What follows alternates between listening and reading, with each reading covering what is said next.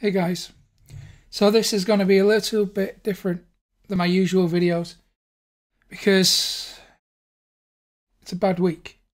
Today is a really bad week and I want to, document it, maybe create something from it that will benefit you guys, because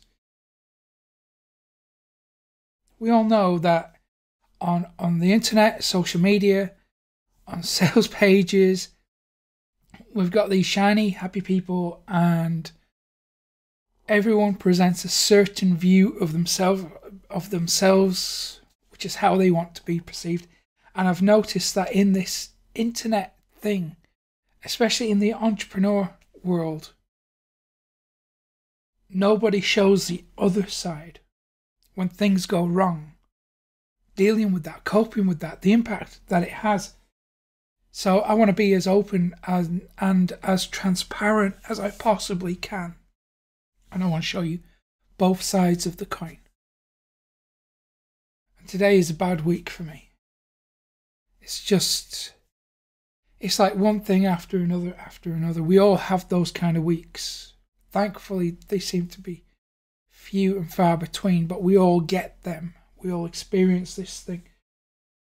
And it's going to happen at some point in business as well. Hopefully it doesn't. I hope you're one of the few that don't experience these kind of weeks.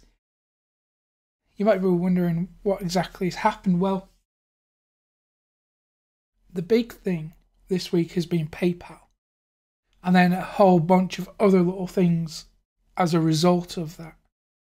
So PayPal have taken a decision to stop dealing with a lot of digital content creators. So I spoke to them on the phone twice, offered to run them through everything that I'm doing, and their exact words, and I quote, "The digital product business model is not sustainable." They didn't have issue with my niche. They didn't have issue with the products. They didn't have issue with how I'm marketing. They have issue with the fact that it's digital products. This is backwards thinking. I know from one of the developers at PayPal, he's told me that maybe 6 months ago, there were some high-level changes in the company. So there's a changing attitude towards certain things. And this seems to be as a result of that. Excuse me while I have some coffee.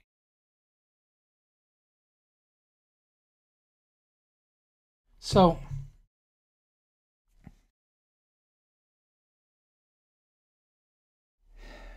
you might be wondering, is your PayPal account in trouble? The honest answer is I don't know. They seem to be targeting accounts that generate a sizable income, from what I can gather. So if you're not at that level yet, I think you're going to be okay. But don't take a chance. I think the safest thing for you to do is to just phone up PayPal, ask them to look through your marketing materials, make sure that everything is okay, just like you normally would. We should be doing this every 6 months anyway.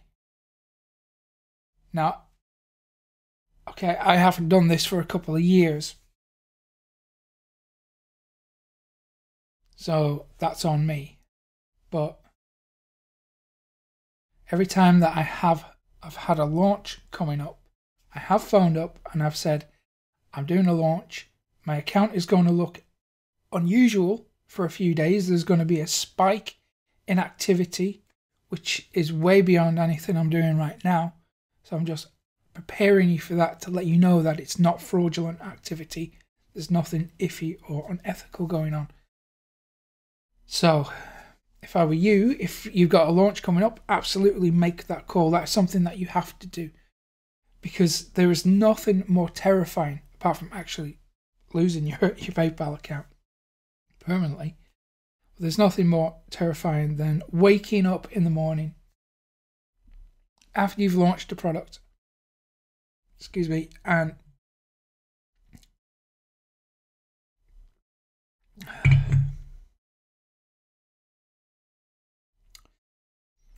you log into email and your account has been limited, and during a launch people can't buy. So you have that notification and you have an inbox full of people angry that they cannot access your product, they cannot purchase your product. This is terrifying. So if you want to avoid that scenario, and I strongly encourage you to do that, phone up PayPal, say this is going to happen, I'm going to launch this product, things might get a bit crazy for a few days, but it's all good. And that's all you have to do. But when they permanently limit your account, like they have done to me this week, here's what happened. I wake up, check my email, like I always do, try and do customer support issues first thing in the morning before anything else. PayPal, your account has been limited.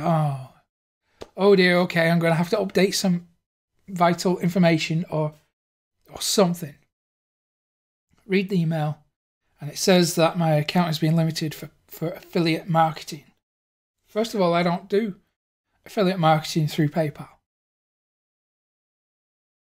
It's crazy, right? I phone them up and say, hey, you've made a mistake. And they're flat out, no. Will not deal with it. Will not engage in any conversation about how I can rectify this. They say that they will not deal with me. The business model, the digital product business model is not sustainable. It's too high risk. It's too high risk. That got me thinking. It's too high risk for them. So that means refunds. So, as you probably know, getting a refund via PayPal is incredibly easy. They don't investigate it. They don't think about it. It might even be part of an algorithm. It might be automatic. I don't know. I would have to ask one of the developers I know. But what they do is, as soon as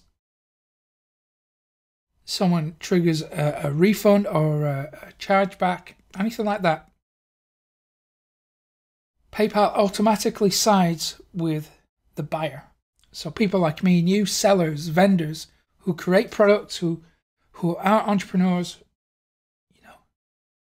they don't really care about us. So that's what they mean by high risk, because in the digital marketing world, in the digital information product world, refunds are fairly common. And that is because they're so easy to get from PayPal.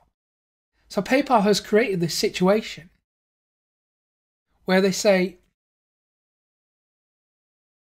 refunds are too high risk, but then they just automatically refund anybody who wants it, irrespective of the truth behind the story. So they've created this situation for themselves.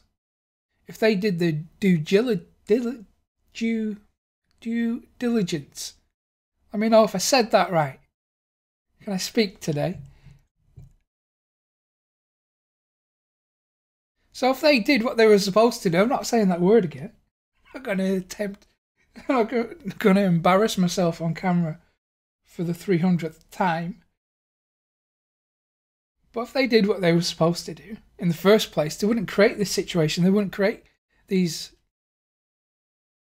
high-risk digital product scenarios that they're so afraid of. Excuse me.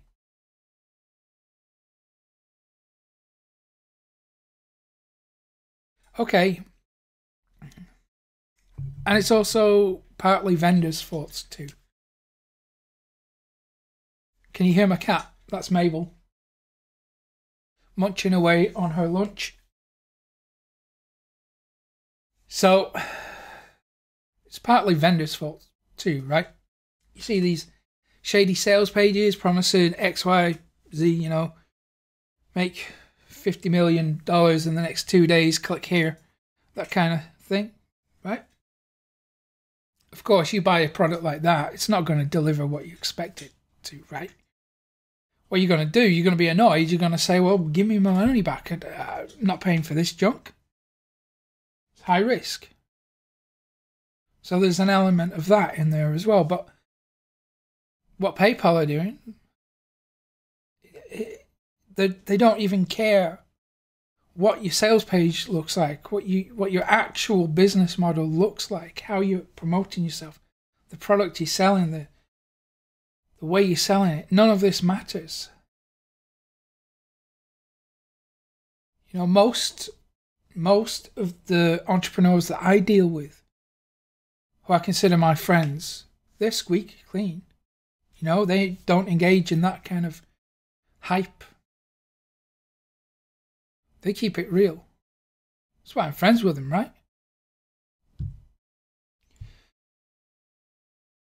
So how do you cope? How do you cope when things go wrong?